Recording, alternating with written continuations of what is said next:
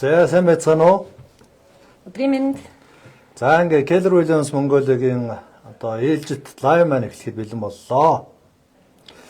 За өнөөдрийн лайв бол бас онцлогтой. Нэгдүгээр 2026 оны анхны лайв.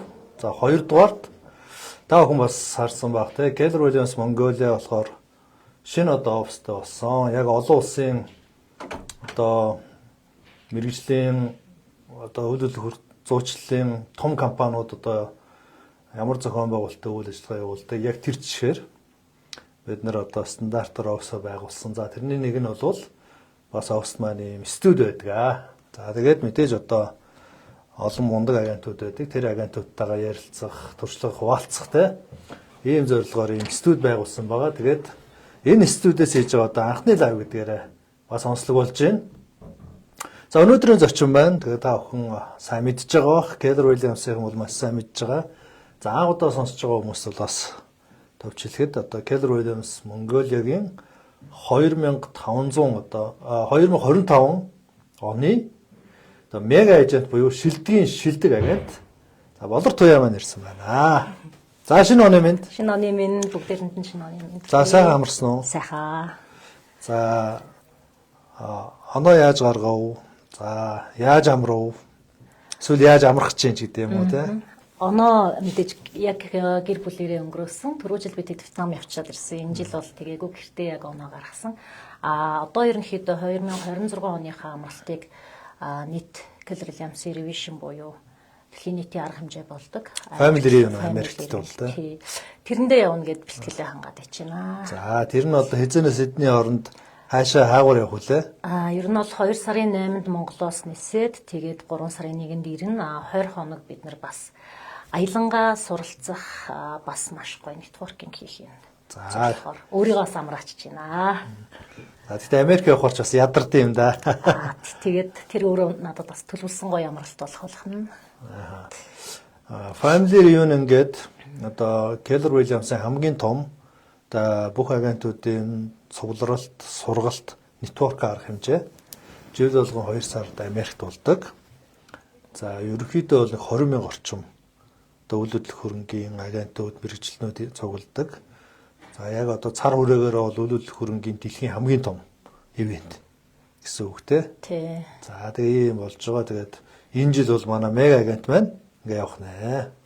За тэгээд амжилт хүсье бас тэмээс одоо дэлхийн одоо мундгуудтай танилцаад хараад те их гоё болох байхаа гэж бодож байна. За тэгээд хоёулаа нэг 2-3 сарын өмнө ярилцсан те. За тэнд бол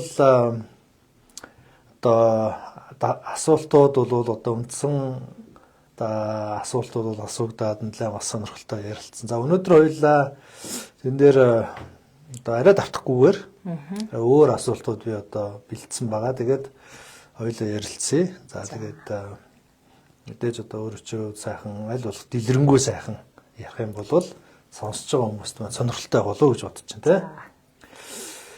За хамгийн эхлээд одоо би халаалтын нэг хэдэн асуулт асууя. За ер нь агент болоод одоо та өөрөө яаж өөрчлөгдсөн бэ? Ер нь одоо агент байснаас өмнөх те одоо мөнгө санхүү яриаггүй шүү те. Ер нь та өөрөө яаж өөрчлөгдөв? Ямар өөрчлөлтүүд гарав? Би өөрөө миний яг өөрийн мөн тайп болохоор нэг тийм дотгошоо ганцаараа байх дуртай нэг юм интроверт талын хүн. Энэ маань өөрөө суур гэх юм уу? Нэгтлэн багтаач тийм байсан, өссөн хүмүүжил маань ч тийм. Агент болоод яг salesman болно гэдэг бол яг нөгөө хамгийн томор одоо өөрийгөө эвдээд буцаагаад эвлүүлж байгаа нэг хэлбэр буюу би хүн болгонтой очиж харилцаа үүсгэн хүн болгоныг өөрөө одоо харилцаанд оруулна. Тэгээд давхар энэ хамт олондоо ч гэсэндээ би яг ингээд нээлттэй байх юм шал өөр хүн болж байгаа шүү дээ. Ер нь бол одоо хөгжүүлсэн экстраверт болж байгаа гэсэн үг. Ажил мэргэжлийнхаа хувьд тэгэнгүүт одоо ингээд ярилцлага тайзан дээр гарах үед бол би экстраверт болчдөг.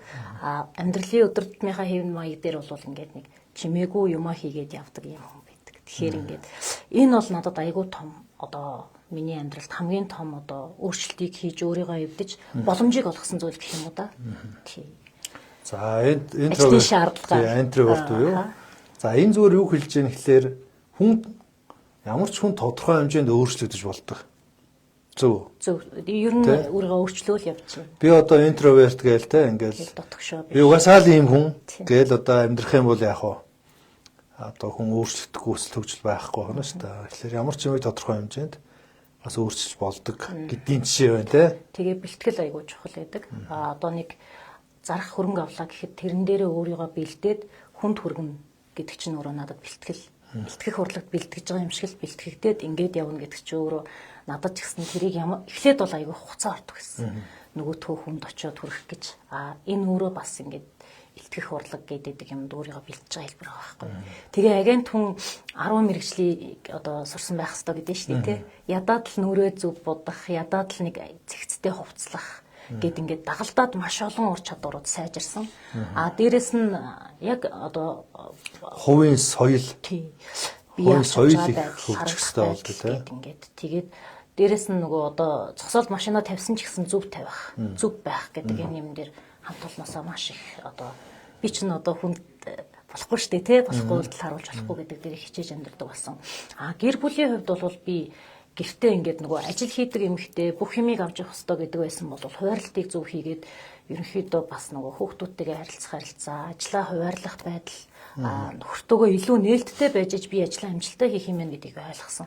Тэрний өмнө бол нөгөө хоёрын гал чи юм байх хэрэгтэй, би юм байх хэрэгтэй, чи ихсэнгүү, би ингэсэнгүү гэдэг ингээд нөгөө өдрийн 8 цагийн ажилдаа түүртэд ингээд харилцаа ч гэсэн жоохон их тийм сайн байгаагүй шүү дээ.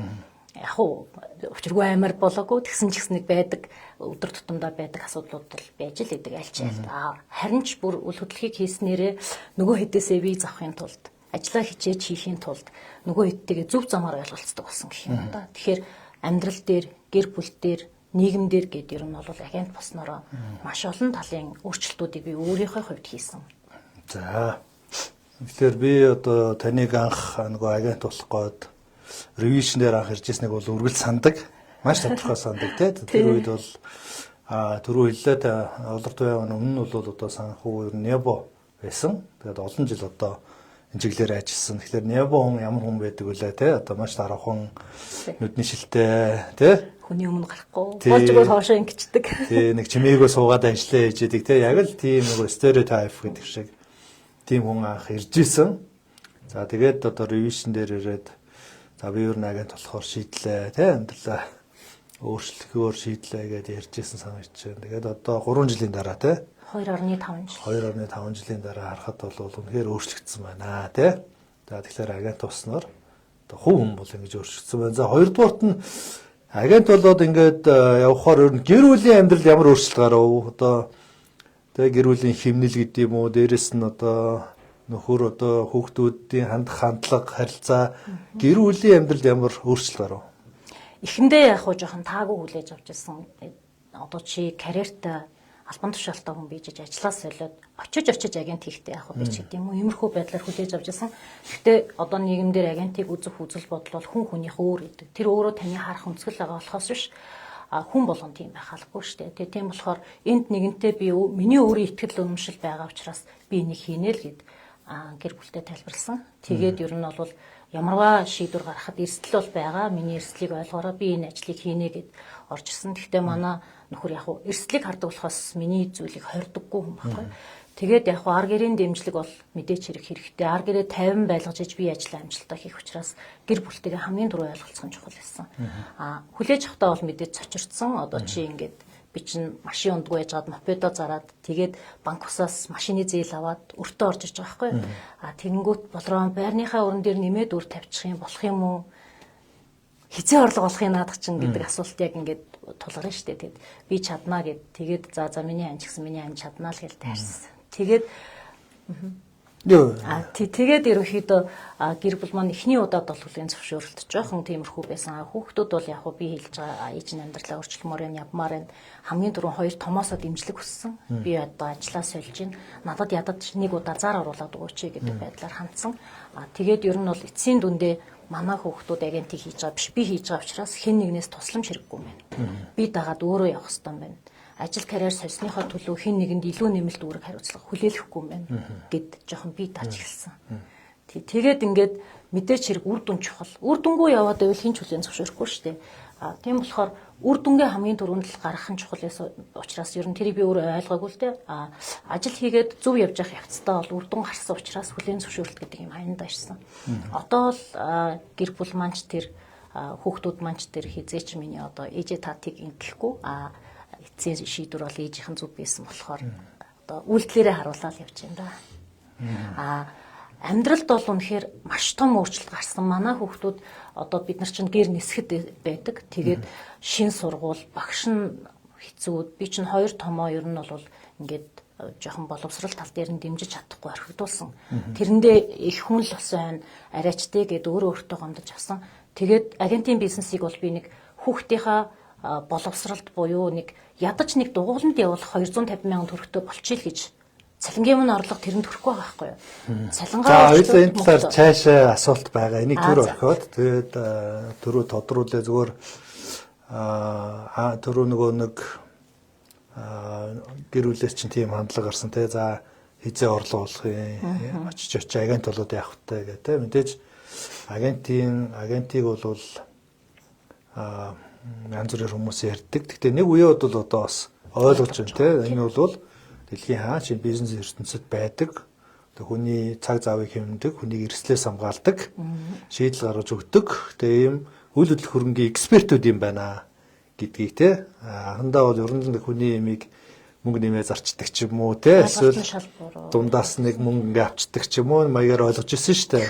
Тэгэхээр одоо бол ойлгож байгаа шүү. Тэгээд энэ талаар бас сайн мэдээлэл хүмүүс бол үйл хөдлөлийн агент гэдэг бол өөрөө одоо үйл хөдлөх хөрөнгийн мэргэжилтэн зөвлөх гэсэн үг. Тэгээ яг одоо үйл хөдлөх хөрөнгө дээр ямар нэгэн асуудал шийдэх гэж байгаа, зарах гэж байгаа, авах гэж байгаа өөр те ямар ч асуудал байна. Энэ дээр одоо зөвлөмж чиглэл өгдөг ийм эксперт одоо олон талын мэдлэгтэй хууль эрх зүй, санхүү, те сэтгэл зүй, харилцаа ийм олон талын мэдлэг чадвартай ийм хүн байдаг. Тэгээ үйл хөдлөлийн агент гэдэг бол одоо хувь хүний хувьд бол маш сайн хөгжсөн ийм хүн байдаг бах нэ. За тэгээд энэний одоо нэг төлөөлөлтөй ингээ ярилцаад сууж байна. Түрүү зүгээр нэг сонирхолтой юм яаж байна одоо ингээд орлого тогтмол цалин орлого байхгүй агент хийгээд хизээ орлого олох юм бэ гэдэг нэг тиймэрхүү байдлаар хандсан гэсэн. Тэгээ ер нь бол яг агент босноос хойш анхны орлого ер нь хэдэн сарын дараа анхны орлого олсон бэ? Би 8 сарын 3-нд яг үндсэн ажиллаа хийж эхэлсэн. Тэгээд 8 сарын 20 доор олохгүй л гэдэг гарсан. Анхныхаа сарын дотор тий? Тий сар дотроо гарсан. За тэгэл анхны сардаа гаргана гэдэг чинь өөрөө ер нь их сайн байдаг тий. За тэгэхээр ингээд эхэлсэн байна шүү дээ. Тэгээ одоо өнөөдөр ингээд мега агент болсон байна. За тэгээд үргэлжлүүлээд за би нэг асуултууд бэлдсэн байгаа. За ер нь мега агент гэх түрүү ярьсан одоо шилдэг буюу одоо тухайн жилийнхээ топ 20% дотор нь 20 шилдэг агенттэй тэгээ нэг номерт ингээд орсон байгаа. Ер нь бол яг хуу сарын өмнө баг болох нь бол тодорхой байсан л да тий. Тэгээ өөрөө чи өвчсөн мэдээж ер нь болчих واخаа л гэж бодож ирсэн баг тий. Гэхдээ яг тайзан дээр гараад за ингээд шилдэг агент мега эйжент болор туяа гэж зарлуулад тий трофиго аваад зураг авахгуулад агентууд ингээд босоод хүндэтгэл үзүүлээ те. Яг энэ мөчөд ямар сэтгэл төрсөн? Яг одоо манай Keller Williams ер нь өрсөлдөөн маш өндөр байдаг.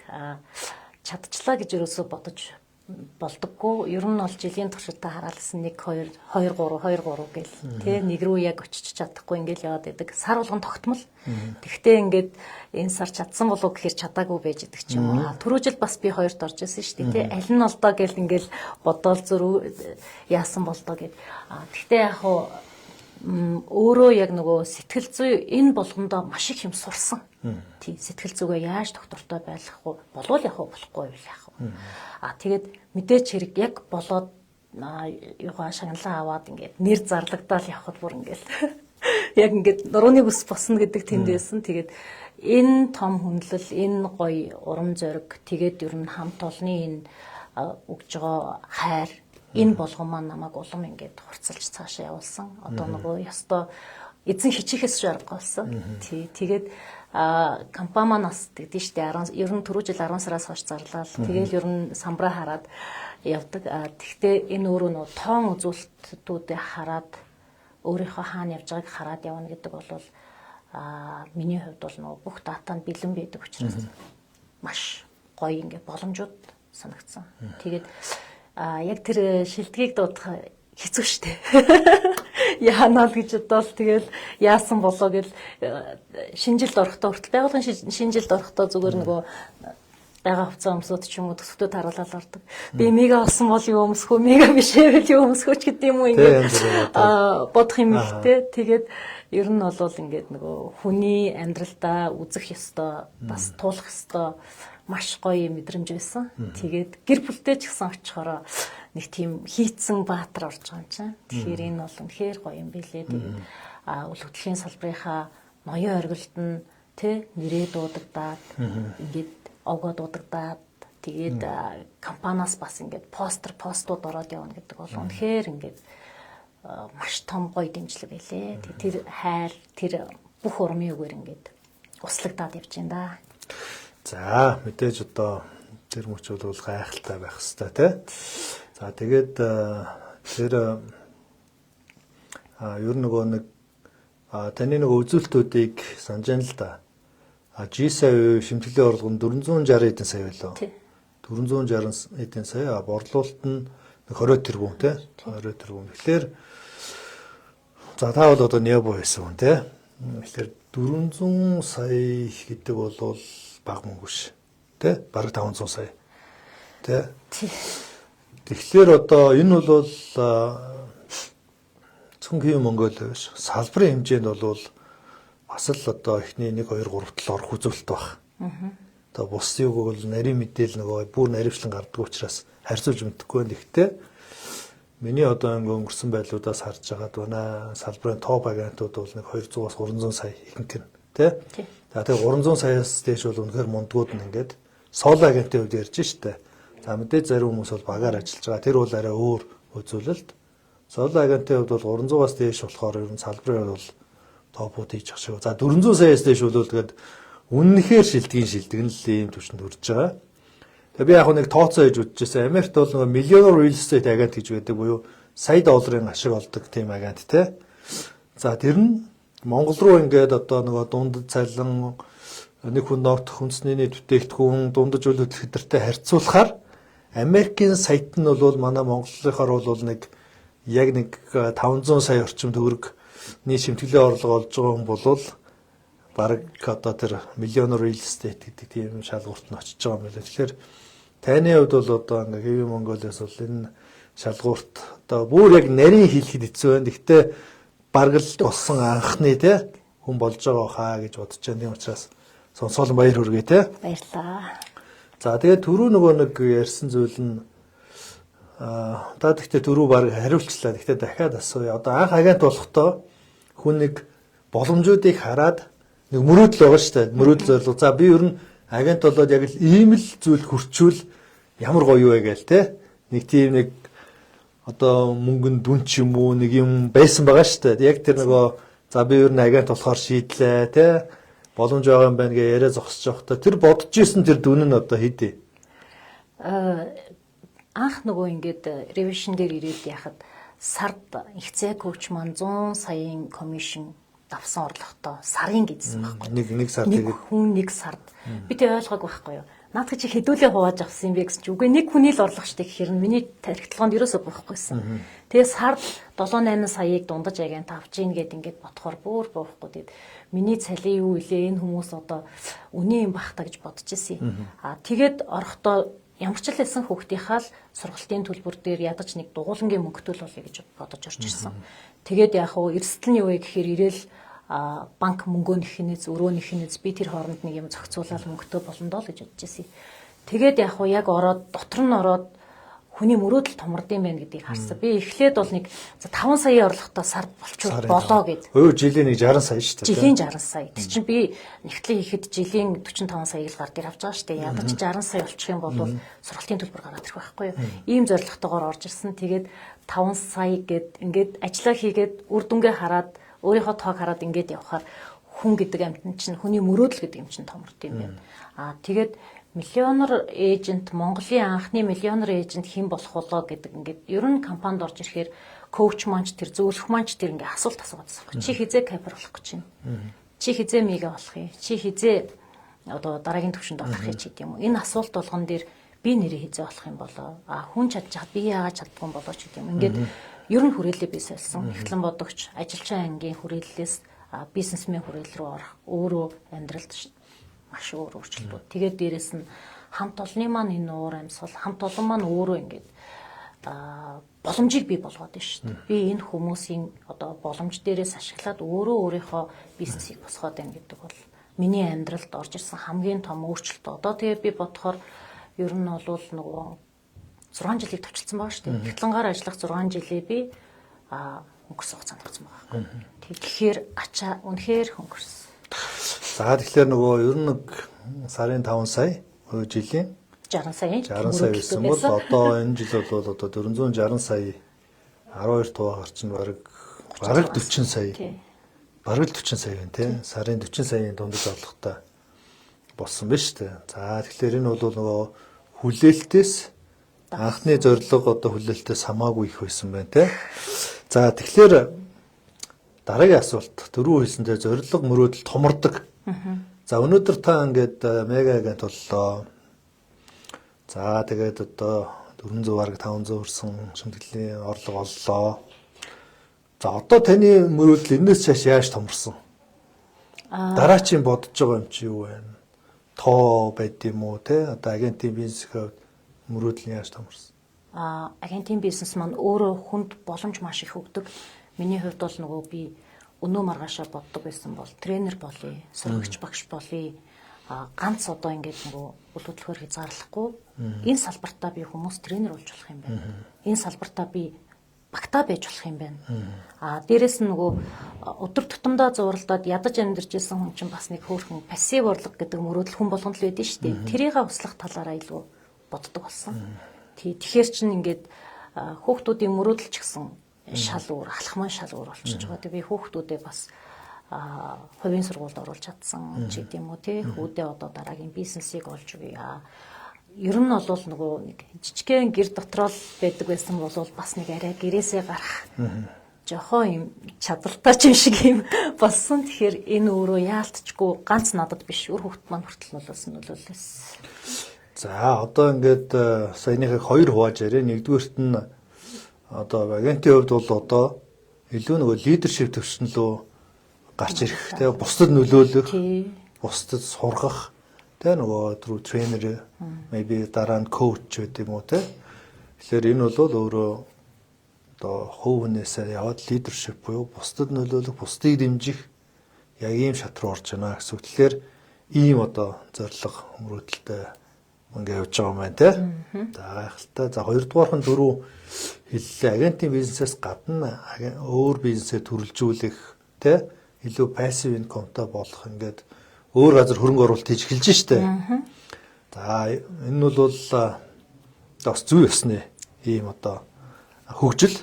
Тэгэхээр нууц биш бол тэр талаараа ярьж болох эсвэл нууц уу? Яг нөгөө хүүдээ ер нь бол нөгөө та хэлжсэн яг энэний өмнөх юм дээр одоо яг нийгэмд юу хийвэл амжилттай байх вэ гэдэг тий. Тогтсон системийг дагаад явбал амжилтанд хүрнэ гэдэг. Тэгээд энэ систем байгаад би системийн дагуу яаж ажиллах вэ гэхээр KV 4 систем байдаг. Энийг би дагаа явж байгаа да. Үнэхээр боломжийг хатгаа явж байгаа. Дараагийн нэг юм маань гэхээр би хүүдээ GS франчайз бизнесийг тий нээж өгөхгүйд ингээ явж байгаа. Энэ маань өөрөө юу гэхээр хүүхдээ бас нэг аж ахуйн тооцоолтоо юу ч яг уу ирээдүйд бол манай хүүхдүүд бүгдээрээ агент болно. Агент өөрөө Америкт гэр бүлийн бизнес хийдэг гэж би танаас сонссон. Тэгэхээр одоо явж байгаа зорилго маань ч гэсэн би гэр бүлийнхаа ирээдүйг тэндээс харах гэж явж байгаа. Тэгээд хүүхдүүд маань энд бэлтгэж явах хэрэгтэй. Хүүхд чи одоо хэдтэй вэ? 20-18-тай 2 байгаа. Тэгээд тэр хоёрыгоо ер нь ирээдүйд 5-6 жилийн дараа энэ хүүхдүүд тэгтээ дөрөв агент болно. Агент болоход тэр хүүхдүүд хүнд үйлчлээд тооцоолтоо гэдэг ингээд юмуд мэдэх хэвээр. Тэгээд яг уу бид нар ажилласан ч ажиллаагүй ч нэг орлого байж ах хэвээр гэдэг үднээсээ одоо нэг хүүдээ тиймэрхүү бизнес хийгээд явчихна. Окей. За гайхалтай сонсож байна. Дөрөвний хэлээр Америкт бол өөр ингээд өвөө, наав нь хүү ингээд те ингээ үе удам дамжаад ингээд энэ яг үйл хөдлөлийн бизнест ингээ явд юм байлээ. Тэгэхээр яг манай монголчуудад бол яг first generation уу анхны үеийн ингээ явж байна. Тэгээ явандаа ингээ дараачих нь бол явах бах. За тэгээд бас үнээр одоо бас ухаантай одоо ээж байна. Тэгээ 18 20 хүүхдүүдтэй бизнес сурч штэ тий. За тэгээ ингээ явж байгаа нь бол бас их сайн сонсогдож байна. Ер нь бол яг хуу зарим хүн бол ингээд насаараа бас гэр бүлээрээ агентийн, зарим нь бол бас тодорхой хугацаанд бизнесийн, зарим нь агентийн, зарим нь одоо үндсэн ажлын хажуугаар бас агентийн те энэ бол маш уян хатан байж болох ийм бизнес байдаг. За тэгээд одоо та болоо танай гэр бол ер нь ингээ гэр бүлээрээ ингээ генерашн дамжаад энэ бизнесийг хийх бодолтой байгаа юм байна те. Тэгэхээр ирээдүйд бол одоо Монголын үйл хөдлөх хөрөнгийн салбарын их хүчтэй гэр бүл болох нь шүү дээ хамгийн мэдээлэлтэй те одоо бас ийм юм болох гэж байгаа юм байна гэж харж байна. За ер нь одоо ингээд манлайлна альва спорт ч вэ нүү бизнес ч вэ нүү те ямар ч юмд манлайлна амжилттай тэгээд амжилтаа байн хадгалахын тулд байн хөгжих хэрэгтэй байдаг. Тэ? Тэгэхээр өөрөө чи одоо яг өөрийнхөө юун дээр ажиллаж байна? Ямар чадвараа хөгжүүлэх гээд юу хийж байна? Миний хувьд бол би түрүү жил яг нэг номыг мүлжиж уншсан. Сургалт юусоо ингээд тасалдаж болохгүй зэвэрх гээд байдаг. Өөрийгөө сурахгүй байгаагаа мэдрэхээр жоохон хин нэгнээс дорч юм шиг санагдаад хин нэгэн хүнтэй очио уулзахаар өөрийгөө ингээд дорд мэдрэх надад жоохон онцгүй байдаг учраас би энэ жил тренерээрээ зорилго тавьсан байна. Тренерээрээ зорилго тавьсан. Тэгээд асуулт маань тэгээ яг юун дээр өөрийгөө одоо хөгжүүлэх гээд юу хийж байна? Нөгөө өдөр тутамдаа л эрүүл бай, өдөр тутамдаа л ирээдүйнхээ үр дүнг гоё олгоё гэж боддог. Ерөнхийдөө хооллолтон дээр анхаардаг. Болж өгөөл өглөө босоод нэг 20 минут гүйчих гэдэл оролддог. Номыг бол байнга уншдаг. За яг ямар ном уншиж байна одоо? Түрүү жил бол One Thing-ийг уншсан. Сая би уржигдэр нөгөө сургалтын менежертэйгээ уулзаад надад ном санал болгосон. Арай авч амжаагүй. Аваад мөлчнө. Уншина. Тэгээд ерөнхийдөө яг компани өөрөө нөгөө сургалтын системч тэр коучинг програмч тэр байдаг учраас одоо манайхны дээрээс нь нэмээд сургалтын тусдаа хүнтэй болчихлоо шүү дээ. Тэгэхээр сургалт талаасаа бол би дандаа тэр хүнээсээ авч байгаа. Тэгээд энэ сар 2 бүтэн өдрийн сургалт зарласан байгаа. Тэндээсээ чиглүүлгээ аваад цаашаа явна. Миний нэг зорилго бол би дотроо л бодож явдээ. Би өөрөө нэг тийм level up хийсэн тим бэлддэг дандаа сургалтаараа. Тэгээ шгшиж аваад бүтээгдэхүүн болгоод гаргаа явдаг тий. Нэг 5 агент аваад нөгөө 5-ыгаа яг өөрийнхөө гараар ингээ бэлдээд цаашаа ингээ явдаг. Ийм тренер болъё гэж энэ жил зорьсон. Тий яг өөрийн гарын сургалтаа болоод тэр сургалтуудаа хүнд өгчээ гэд энэ талаараа бас сургалтын даваа менежертэй зөвлөлдсөн. Тэгээ тэрийг нэг ажлынхаа завсраар ажил хэрэг болгондоо л гэж бодож байна. Яг агентийн бизнес дээр бол бид нар нөгөө сурах юм ер нь сураад цаашаа гаргаад явахгүй болвол яг ажил руугаа живээд орчих юм бол үр дүн гарахгүй бойтглоо хийргээл байгаад байдаг учраас бид нарт сурах юм маш их штэ хүнтэй ярьж сурна ажлын цагийн зохион байгуулалт дээр ажиллаж гэдэг юм ингээд их байгаа. Түрүү жил бол би одоо зорилго тавьсан. Дрон хэсгэд сурна, нүрээ будад сурна гэдэг хоёр зорилго тавиад тэгээд явсан. Одоо бол бас нөгөө технологиг ерөөсөө хаягдуулж болохгүй болчиход ш тэ.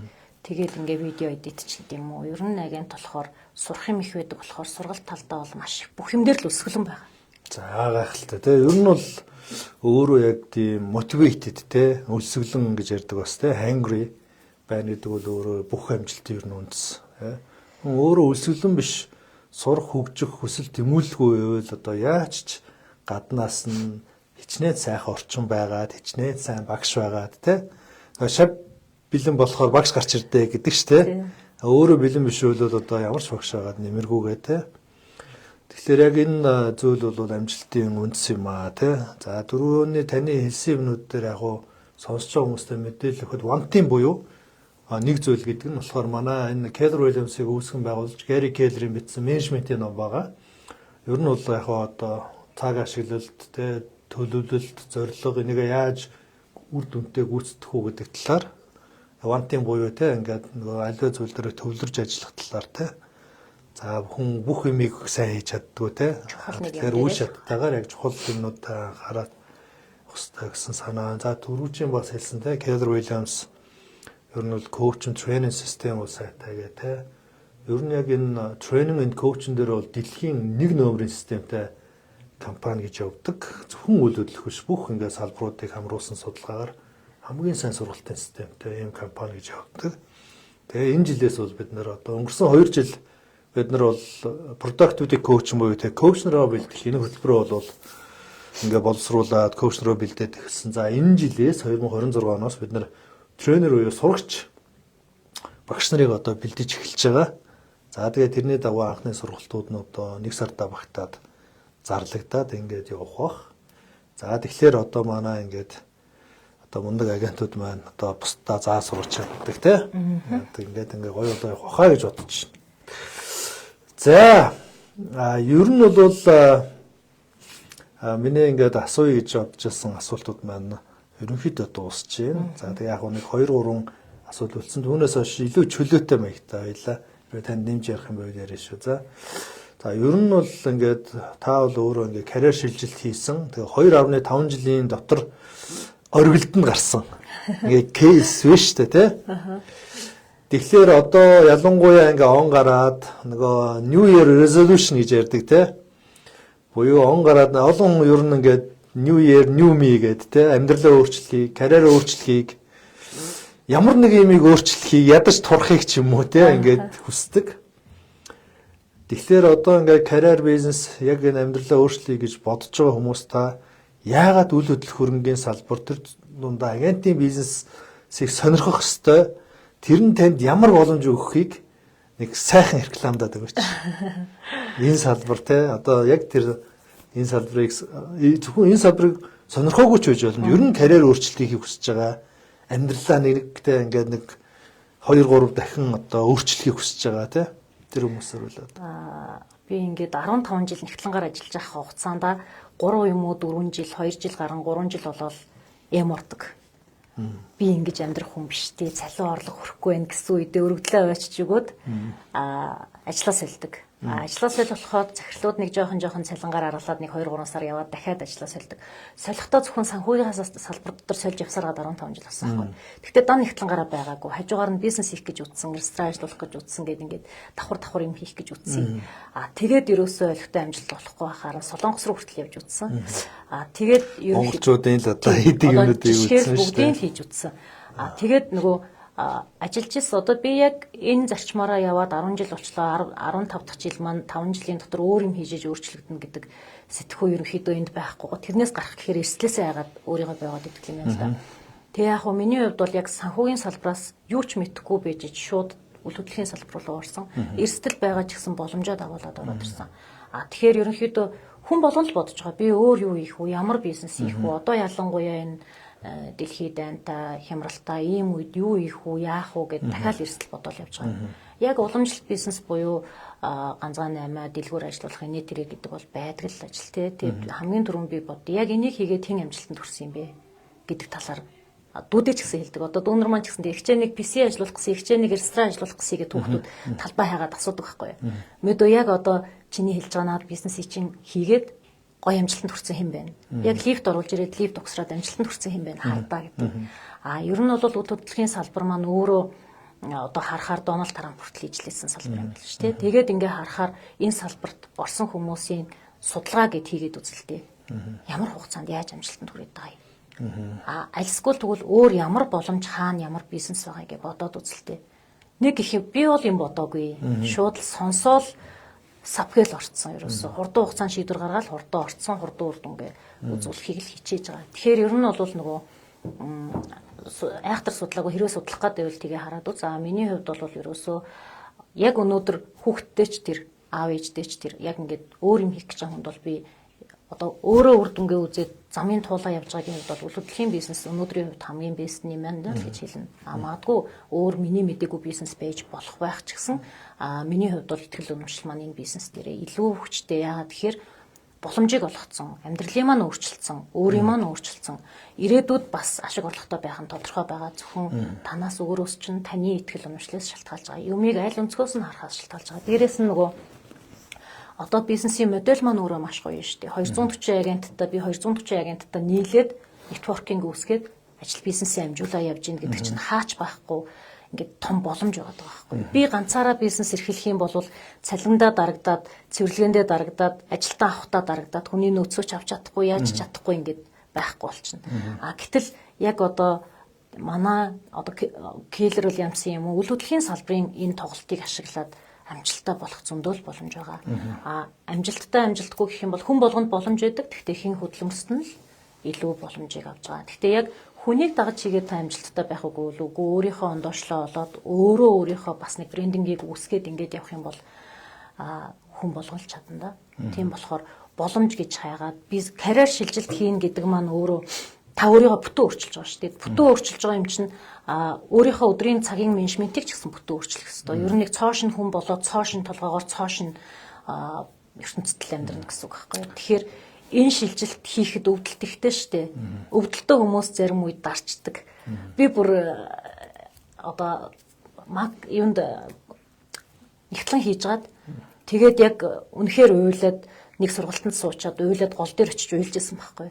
Тэгээ уйлж явахдаа би яагаад ингэж амьдрах хэвээр би өдөр болгон хурууд арчаад ажиллаад надад карьер байна, нэр хүндэн ар гэрт маань хүүхд маань ингэ сургалтын төлбөргүй айлскул гэрлийн тогоо тасдуулсан байх ч юм уу тий. Энэ бол миний амьдрал биш юм а гэд уйлжсэн. Тэр өвдөлтөө ерөнхийдөө ингээд бүр би энийг өөрчлөн гэж ингэж гарч цэцдэгсэн юм байхгүй. Тэгэхээр хүн болгонд энэ юм байгаа. Та нар тэгсэн үедээ караокед орж дуулаад юм уу фитнес дээр гүгээд энийг намж байгаа дэвэл энэ буруу өвдөл шүү. Яг гоё зөв үйлдэл хийгээд зөв газараа ирэх юм бол боломж нь бол байгаа.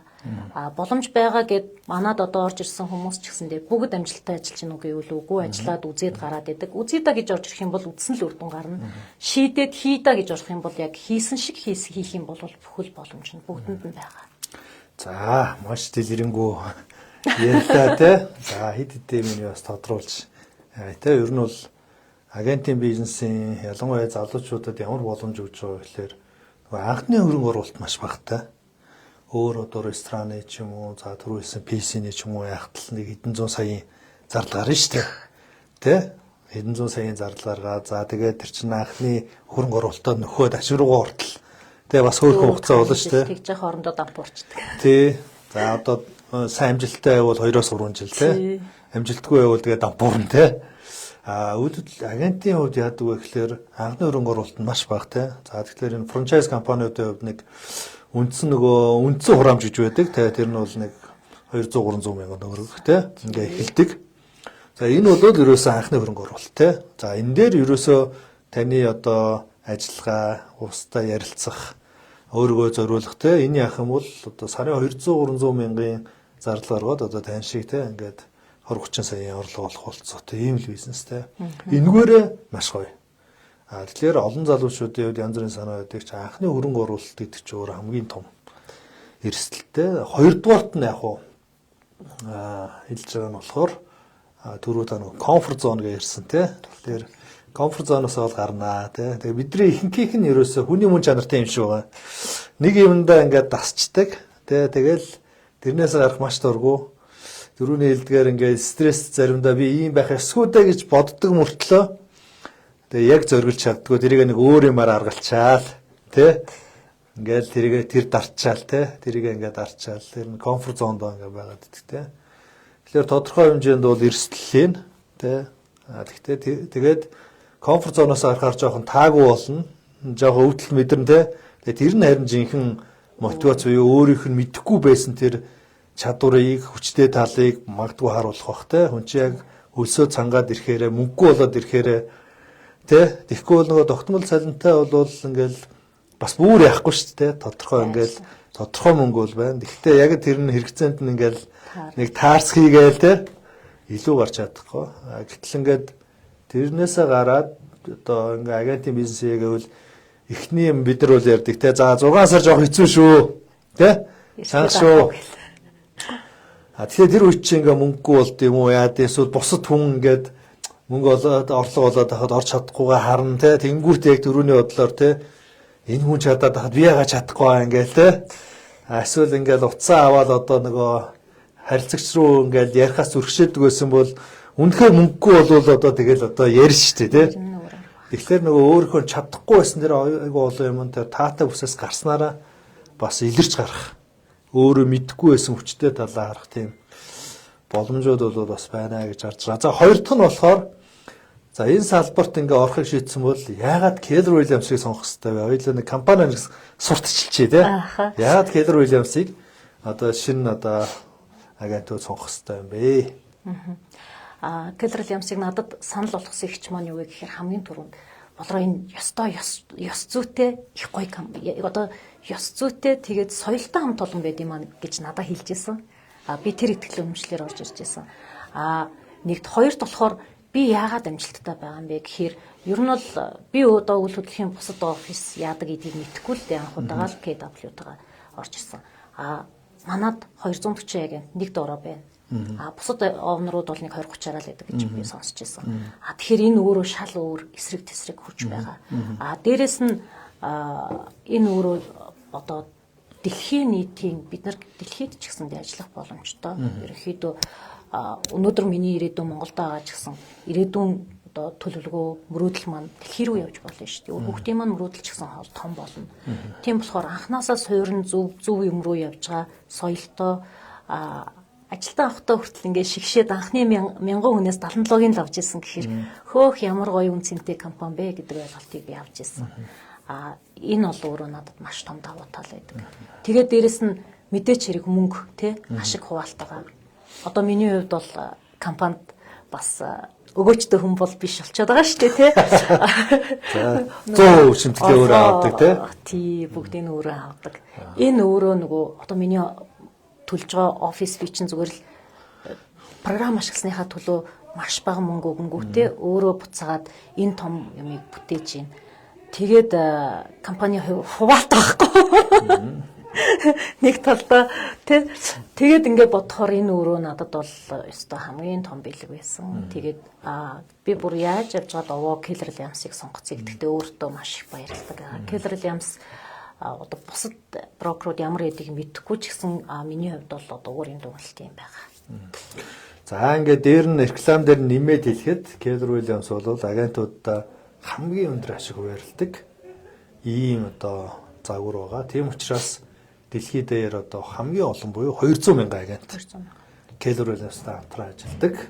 За тэгээ бас дээр нь нэмээд хэлэхэд бид нэр өнөхөр монголчуудын ихтгэл хүлээсэн одоо мэрэгжлийн буюу ёс зүйтэй ийм агентуудыг бэлтэж гаргах ийм эрхэм зорилготой. Тийм учраас агент авахтаа ч гэсэн тодорхой шалгууртай байдаг. Бас үйл ажиллагаа явуулж авах ч гэсэн тодорхой шалгууртай. Тэгээд хэрвээ өнөхөр ёс зүйн асуудал ингээ гарах юм бол бид нар бол одоо гэрээг бол шууд цуцлаад тий ингээ явуулдаг. Тэгэхээр одоо хамгийн сайн сургалт, хамгийн сайн дэмжлэг, тэгээ хамгийн одоо шилдэг ийм агентуудыг л бий болгохыг одоо зорж байна гэсэн үг тий. Тэгээд дээрэс нь нөгөө би ч одоо юу ч мэдэхгүй л хөдөлгөөний салбарыг мэдэхгүй хүн ихтлангаасаа болоод орж ирж байгаа шүү дээ. Тэгэхэд агентуудын маань уур амьсгал нэгэндээ тусалдаг. Тэгээд дээрэс нь коучинг систем сургалт. Тэгээд одоо юу ч хийсэн хүн ганцаарддаг шүү дээ тий. Тэгэхэд чинь надад ерөөсөө сургалт нь байна. Очоод зөвлөх нь байна. Тий коуч нь байна гэд ингээд явахаар нөгөө ингээд шат маань ингээд улам амжилт болоод өөрийгөө л ингээд надад ингээд эргэн тойрондоо нэх гоё хайранданд ороод ирсэн юм шиг тэгээд. За дахиад рекламтахад ажиллахад хамгийн таатай буюу тийм ад жаргалтайгаар одоо ажилладаг ийм компани гэсэн тийм одоо үзүүлэлтээр бол Америкт бол маш өндөр байдаг. Тэгээ Монголч гэсэн одоо яг л тийм болохыг хичээж байна. За ингээд ерөнхийдөө өнөөдөр миний одоо бэлтгэсэн асуултууд дууслаа. Тэгээд маш сонирхолтой ярилцлага боллоо гэж бодож байна. Тэгээд одоо нөгөө ярилцлага болгоны сүүл хэлдэг шиг тий. За одоо таны хувьд ер нь бас одоо ярмаар байгаа юм уу, хэлмээр байгаа тий. За ийм зүйлээ бол одоо танд бололцоо байна хамгийн сүүлд. За сүүл үзэж байгаа хүмүүстэй тий бас хэлхийг хүсэж байгаа үгүй юу? Ер нь бол нөгөө одоо 2026 он бүх юм шинээр эхэлж байна. Тэгээ шинээр эхэлж байгаа боломж бол таны үдийг одоо тогшдог. Тэрийг та боломжуулах уу? Аль эсвэл сонголт бол хүн болгоно л гэдэг нь шүү дээ тий. Таны сонголтоос таны ирээдүй шалтгаална шүү дээ тий. Миний хувьд бол ерөнхийдөө энэ Keller Williams гэдэг компаниа сонгож орж ирсэн маань миний хаалгыг тогтсон хамгийн том боломж байсан. Тэгээ нүгээрээ би улам хаалгаа томруулаад явж байна. Танд ч гэсэн энэ боломж байгаа.